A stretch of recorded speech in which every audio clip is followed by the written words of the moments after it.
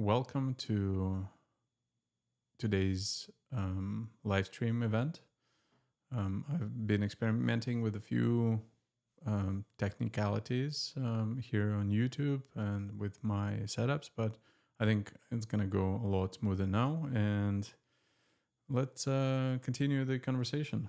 So it is a Thursday, August. What is it? August 22nd, and it's just before 8 p.m. here in Canada, Toronto, Canada. And this is a pretty cool time for us to just hop on line and chat all things reef related. Now, I will this time around. I've got a few things that I can also show you with my with the website, and I can share some of the screens. I can answer some of the questions, and this is going to be a fun little catch up for all of the viewers to talk a little bit about anything that's reef related. Having said that, I'm, as I've alluded before, I'm a little bit down lately when it comes to my reefing experience and just aquarium experience in general. I think some of it has to do with this being kind of the end of the summer, and while I've tried to maintain the same amount of vigor when it comes to my aquariums and what I do, I just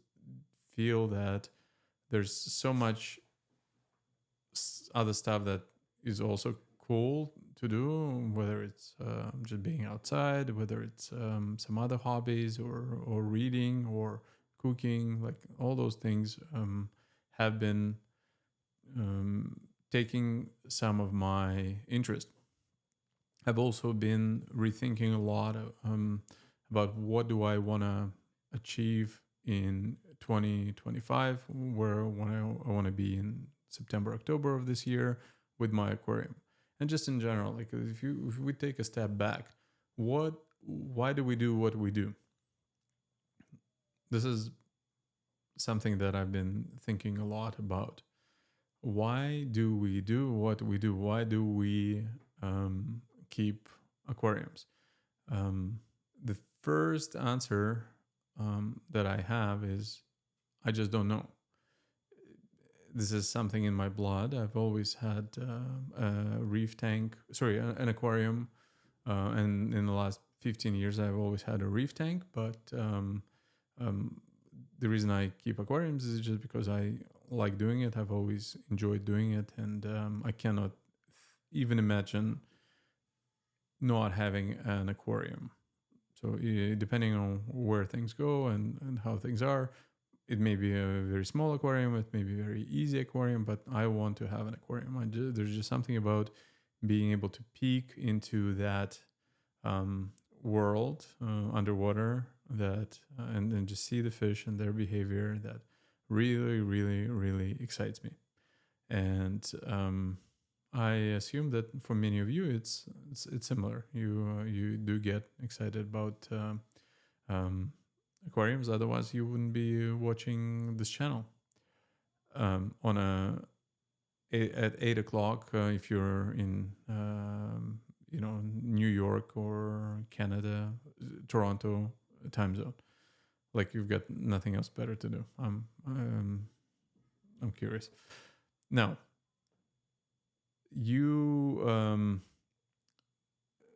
so why do we do what we do? A lot of times when we like if I look at my progression, as a matter of fact, I will pull up this screen because I think this will help me illustrate the point. So excuse me. I'm going to show you my all of the aquariums that I've kept recently in my household. So I'm just going to pull this up, and I will do the farm right here. Perfect.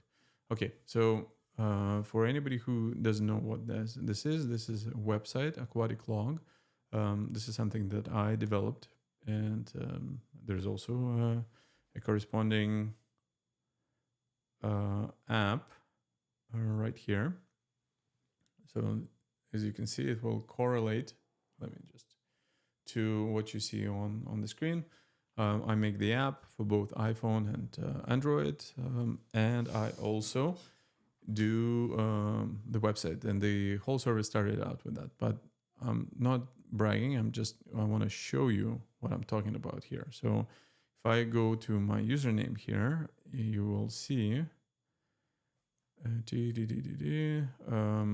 all the different aquariums that I have kept over the years. So let's scroll back. And so this is the first. I didn't even record some of my first aquariums just because there was no Aquatic Log at the time. But this aquarium here, the JBJ 28 gallon, was I think my third or second reef aquarium. This is the one that I started.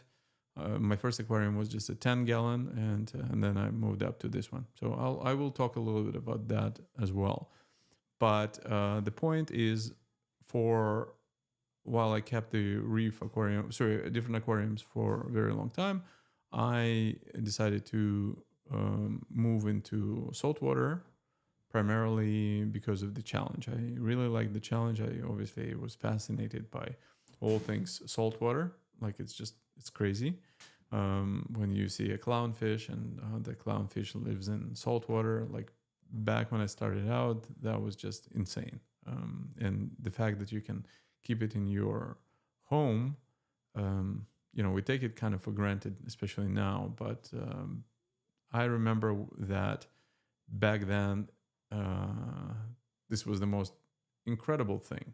I would go, like, you take water, fresh water, and then you add salt to it, and you just if you do it just right, you can take a creature that's marine, that lives in the ocean, and you can put it there, and the fish or the creature is going to be doing just fine. Just think about it. It's at some point this was unfathomable unless you lived in the ocean, like near the ocean or something like that. So that to me was just next level in fascination. Then later on, I've moved up to the challenges of keeping a coral, and then once you start doing this and you kind of get a hang of being able to keep a coral thriving, then it's going for harder corals or fancy corals and everything else. And maybe if we just look at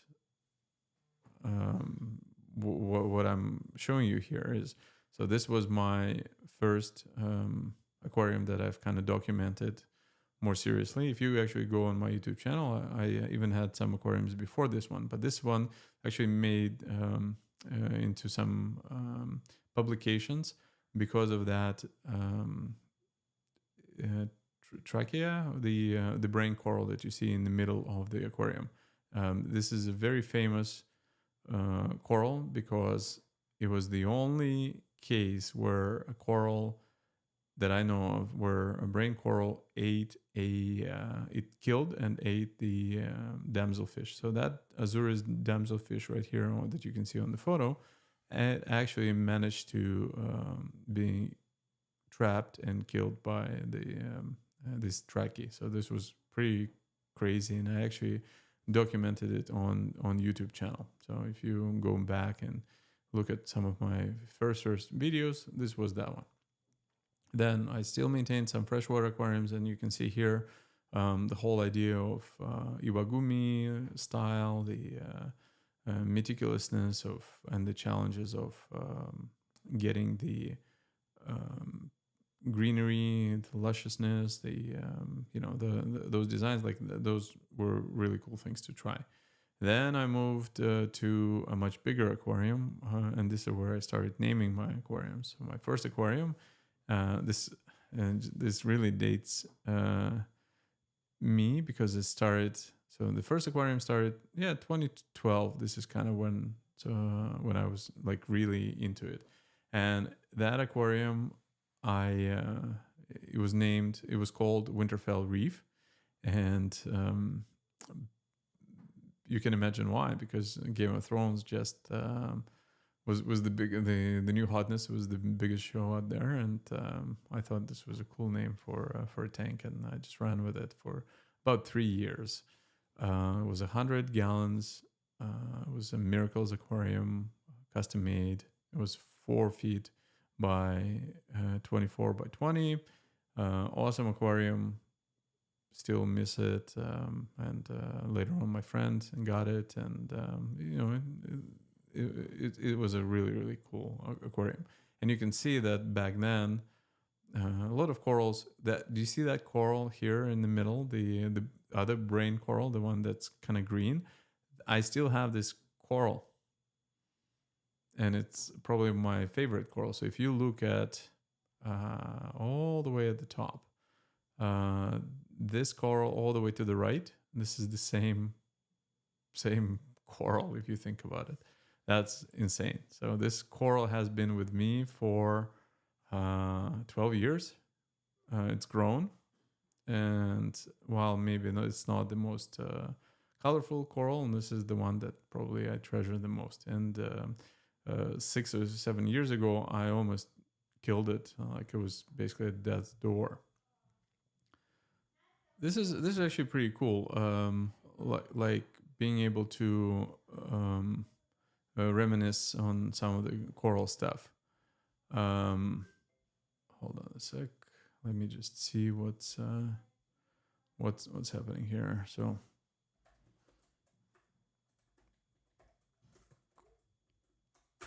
Okay, so we've got this tank.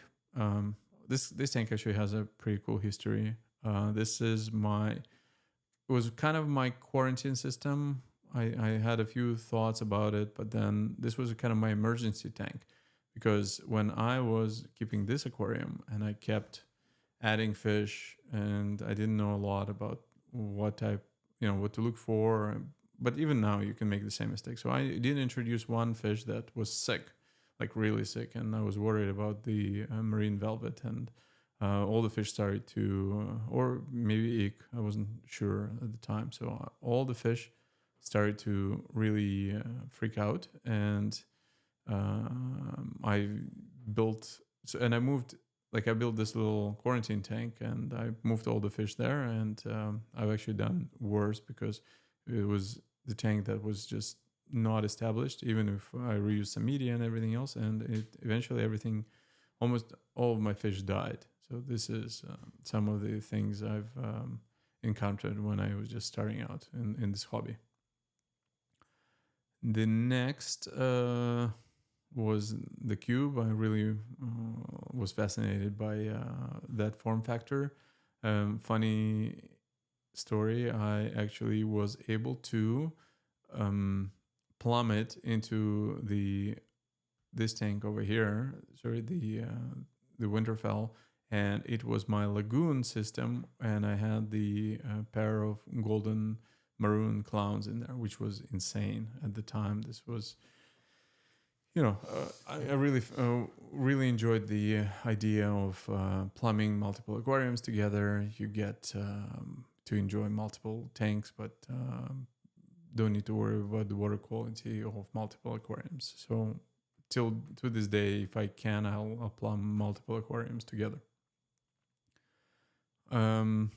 This was just something else I was trying as well. I don't even remember anything about this aquarium.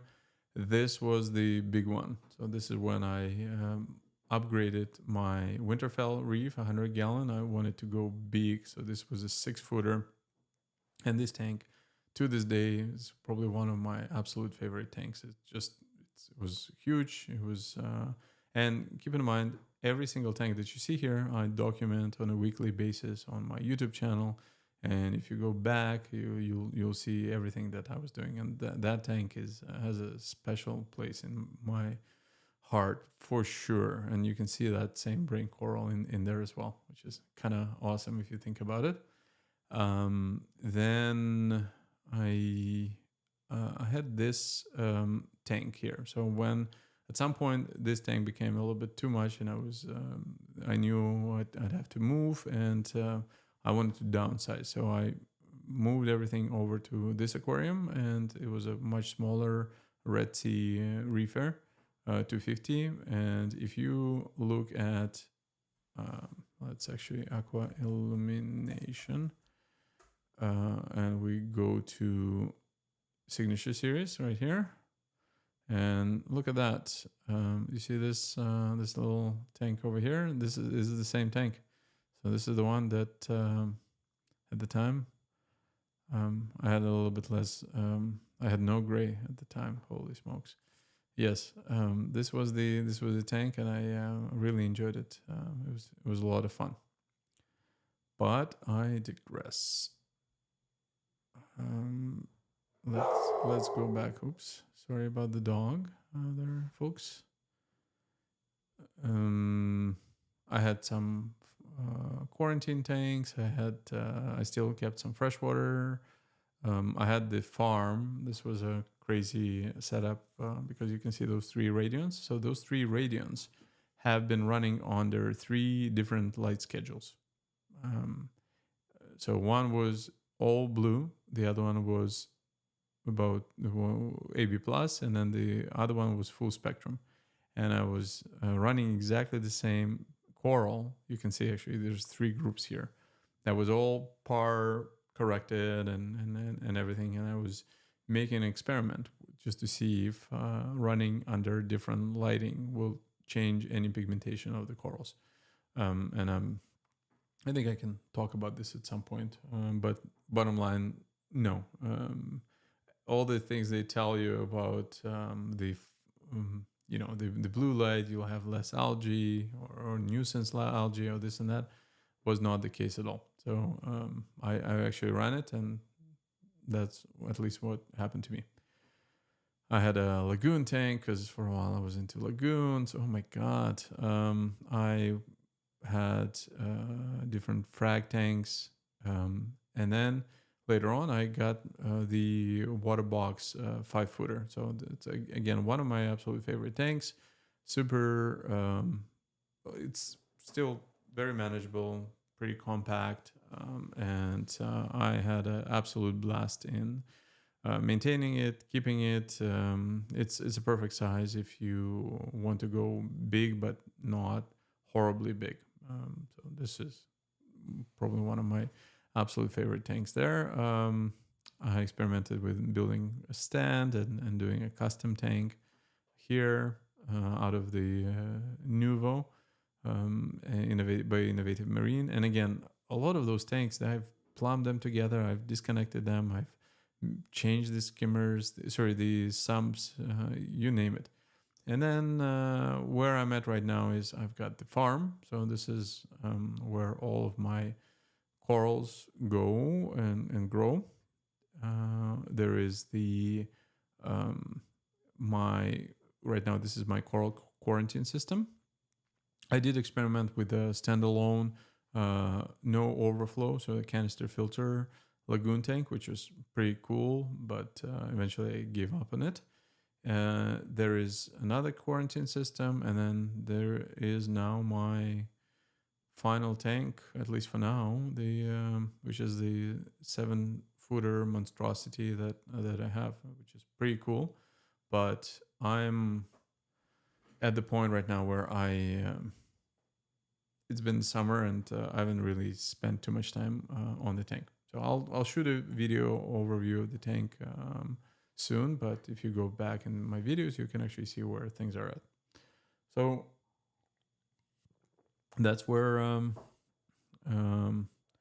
we are. So let me answer. I have only one question in my chat by Victorious Person. I like the name. Have you tried keeping more difficult corals or fish? Other than my love for animals, I like the challenges of keeping them. So I think I'm the same way. I really like the challenges, and that's what draws me to, sometimes getting more complicated fish or coral. But at the same time, a lot of really complicated corals come with a significant price tag, and I don't think I want to bite the bullet on that, because if you buy a coral for, I don't know, $400, and then this coral dies because by definition they are challenging, what are you gonna do? I at this point I've got quite a few other things I know I'd be spending my money on. So that's a big deterrent for me. Do I like the challenge? Yes, but not to the point where I will be jumping on that opportunity right now. So same with fish. Maybe now that I have the lid on my tank, I will probably I could consider getting other fishes. Probably the most challenging, not challenging, but the most expensive fish I still have, which is the white tail bristlenose. That particular guy was the most expensive fish I bought, and I thought a lot about getting it, but then I was just fascinated by the color, and I got him, and I never regretted it. But I wouldn't necessarily say he was challenging; he was just expensive. So, Ryan Washington, what do you do for invert cleanup crew? I take it, yeah, CUC, and where do you get them? You know what? I'm no longer of the same thought process that I used to. Like when I started out in the hobby, I was all about, you need a cleanup crew, and you need X number of snails, and don't get do the turbo snails, do this tail snails, and all of the other stuff. And then the hermit crabs, then the blue legged, and the red ones, and all of the other stuff. I did that, and then after a while, I just you start losing them for, you're gonna lose the snails because of either a spike of magnesium or something like that, or they will drop and they can turn themselves, and now you've got another issue on your hand, and they start to die and rot and smell and introduce all the bad stuff to your water column. Oop. I think my camera just died. Don't worry, I will switch to another camera. So I'm just gonna continue talking for now. And wow, that's an interesting development right there. Meanwhile, I'm just gonna bring the this little window here so you've got something to look at. Sorry about that, but this is what happens when you use a different camera that you're supposed to at the time. All right, let's see if I can just switch to something simpler. Let's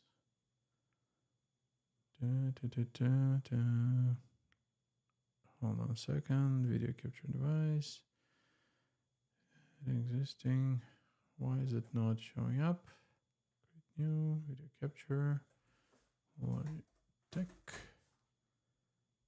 And I will use this one here. What does that look? How does that look? Yeah, I think that looks pretty cool. All right, I'm gonna use this one for a little bit there. So we're not skunked yet. Anyways, always have a backup. That's what I say. And in this case, I did have a backup. So to answer your question with regards to the cleanup crew, you know what? I think the diamond goby, definitely I would recommend having one or multiple in aquarium if you have a if you have sand. So that's one thing. The problem with the hermit crabs, which are awesome, unless you have like a nano tank where you can actually see them move around. In the big tank, you're just not going to see them at all. And I have a big tank, so you're not going to see anything. So I don't keep them. And also, there's other creatures that are going to go and try to eat them, whether it's like wrasses or something, or blue throat trigger. I do have one. I have some cleaner shrimp, which are pretty awesome, and I like them. And I think I'm gonna continue keeping them and just kind of roll the dice. And what else? And snails, turbo snails can be very helpful. But I have a lot of surgeonfish, and they do an amazing job of keeping the corals, the rocks free of algae. So that would be what I would say.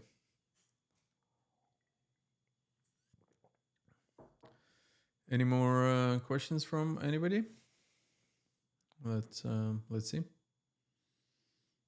I hope everybody's doing great, and it's and you're enjoying the evening. It's end of the week. I think everybody's starting to get a little bit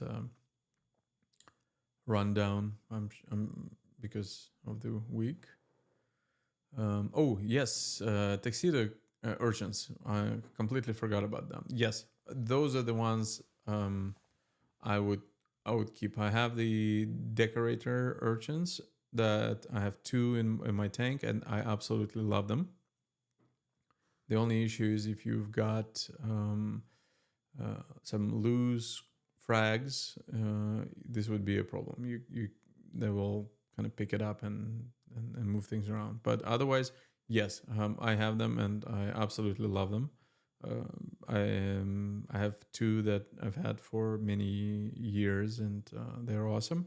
And one cleanup crew that I would say was one of my absolute favorites, and you cannot get this anymore. At least I haven't seen any in any of the stores in the past, I want to say 8 years or 7 years, which really is not great. Is the cucumber, sea cucumber, but it's the one that's kind of black and pink. So half black, half pink of it. And that particular cucumber was probably one of the best cleanup crews I've ever had. He is awesome. He is he would clean the sand like a champ, because all he does is it goes around and he eats or swallows the sand, and he poops it out, and then just continues doing it. So your sand, like my sand, was pristine at the time, so it was really awesome. And unfortunately, he's no longer there. I sold him when I was downsizing my tank, because I went from 6-footer to 3-footer, and then after that, no stores keep them. And every single time I go to the store and ask about one, they said that they haven't seen one forever. So if you are anywhere in, say, Canada, or especially if you're in the Greater Toronto area, and you can recommend a place where I can find it, I would go and I would buy it today. Like it's a beautiful animal, and very, very useful. So highly recommend it. So that's all I can say about cleanup crew. All right, gang. This is not going to be the longest live stream. I just wanted to pop over here and just say hi to everybody. I'm experimenting with different formats. I'm experimenting with my audio, which I think is starting to get really spot on here. At least your ears should be appreciating it, hopefully, and just a little something to reconnect and see where things are. It's summer, and I don't know. It's been a weird last couple of weeks when it comes to me and my aquariums. So I figured I'd share that with the group, and I'm curious how how your summers are doing and your aquariums. But if you feel like you're not spending as much time on it, then I'm not the only one who's like that. We'll see how things are when it's get a lot colder outside. All right. Thanks for joining in. Make sure to do whatever you folks need to do when you see other vloggers do their thing. And I'll catch you on the next one.